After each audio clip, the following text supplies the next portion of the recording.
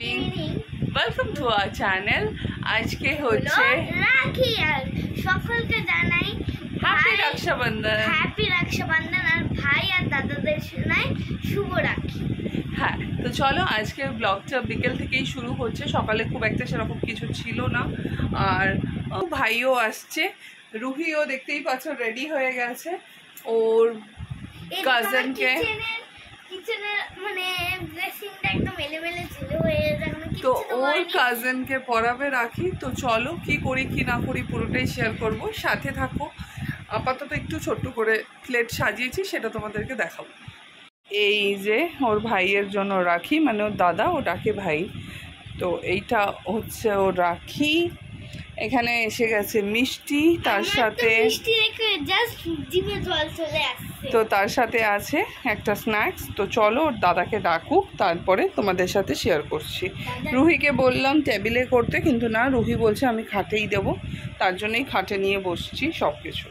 রুহি গেছে এখন রুহির দাদাকে ডাকতে, মানে ওকে ভাই বলে। তো দাদা দিদি আসবে, আমার জায়ের ছেলে মেয়ে, ওরা টুইন্স। তো তোমরা আগেও দেখেছো অনেকবার।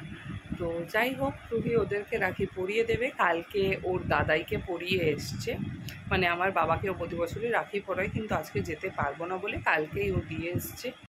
এই যে আগের দিন গিয়ে দাদাইকে রাখি পরিয়ে এসেছে, আজকে পরিয়েছে আমার জায়ের একটা গোপাল আছে তাকে, তার সাথে পরিয়েছে আমার ঘরের জগন্নাথ বলরামকে।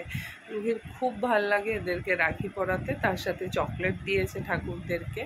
আর এখন পরাবে এই যে আমার জায়ের ছেলেকে। তো চলো ওরা আসুক, তারপর বাকিটা কন্টিনিউ করবো। এই যে সবাই চলে এসছে এখন, এইটা রুহি এঁকেছে। তারপর তিনজনে বসে পড়েছে রাখি সেলিব্রেশন করার জন্য, একের পর এক নিয়ম করতে। প্রথমে টিকা দিয়ে স্টার্ট করলো, দেন আগুনের তা, আর এবার রুহি বাঁধছে দাদাভাইকে রাখি। তো যাই হোক, ও চেষ্টা করছিল, এত ছোট ও তো বাঁধতে পারবে না, আমি বেঁধে দিলাম। তারপর হাতে তুলে দিল ওর প্লেট, আর প্লেট থেকে দেখতেই পাচ্ছ পাপান কি খুশি, কারণ প্লেটে ছিল ওর ফেভারিট এগ রোল আর মিষ্টি। তো রুহি মুখে তুলে দিল মিষ্টি, তারপরে একটু দাদাভাইকে জল খাইয়ে দিল। আর দাদাভাই একটু একটু লজ্জাও পাচ্ছিল। তারপর দিদিভাইকেও ভালোবেসে রুহি একটু একটু খাওয়ালো, দাদাভাই খাওয়ালো। তারপর তিনজনের মিলে গিফট এক্সচেঞ্জ করার পালা। তো দাদাভাই দিদিভাইকে চকলেট দিল রুহি, আর দাদাভাই এনেছে বনুর জন্য কালার বক্স। এই যে তিনজনে মিলে এখন কি খাচ্ছে, এগ রোল পার্টি হচ্ছে, তাই তো? বল কিছু। আর পাপায়ের হাতটা দেখাচ্ছি, দাঁড়ো। এই মাঝখানে একটা ঠাম্মা বেঁধেছে, একটা ঠাম্মা দিয়েছে, এটা দিদি দিয়েছে, এটা বনু দিয়েছে, তাই তো? ওরা সব এখন এগরোল খাচ্ছে, আজকে এগরোল পার্টি। ভালো হয়েছে এগরোল? খুশি তো?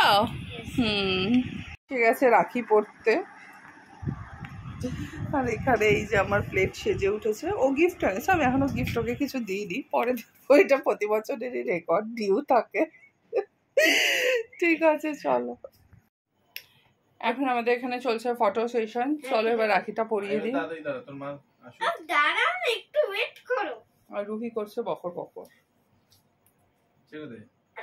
দেখো এখানে ক্যামেরাম্যান ঠিক আছে, ইনস্ট্রাকশন দিচ্ছে, দেখো। একটু সোজা হও, এরকম করো। আর ফটো তুলছে একদম বাজে, এত বকবক করছে, তারপরে ফটোটা হচ্ছে একদম বাজে। এই যে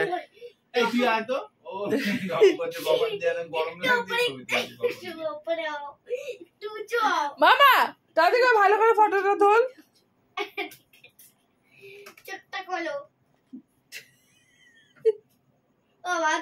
আমি পড়াচ্ছি আমার ভাইকে এবার রাখি, দেখতেই পাচ্ছ, মাথায় টিকা দিলাম, দেন আগুনের তা, আর এবার বাজছি রাখি।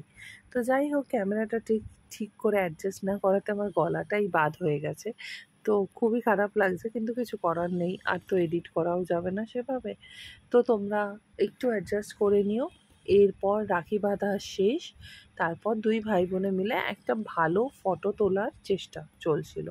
আমাকে বারবার বলছিল যে অন্য কোনো ড্রেস পরতে, কিন্তু বিশ্বাস করো একদম ল্যাট লাগছিল বলে এই নাইটি পরেই ওকে দিয়ে দিলাম রাখি, মানে পরিয়ে দিলাম রাখি।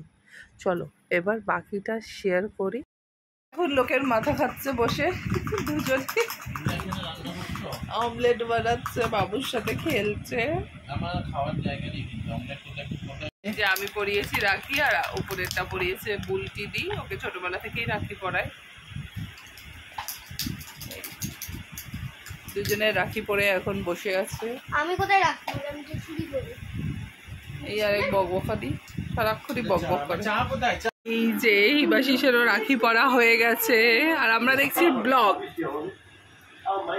এই যে রাখি স্পেশাল ডিনার, যেটা আমরা আউটসোর্স করেছি আজকে। তো চলো 9:30 বাজে, এখন দিয়ে দিই ডিনারটা, রুহি আর ভাই খেয়ে নিই, কারণ ভাই আবার বাড়ি যাবে। তো চলো সার্ভ করি।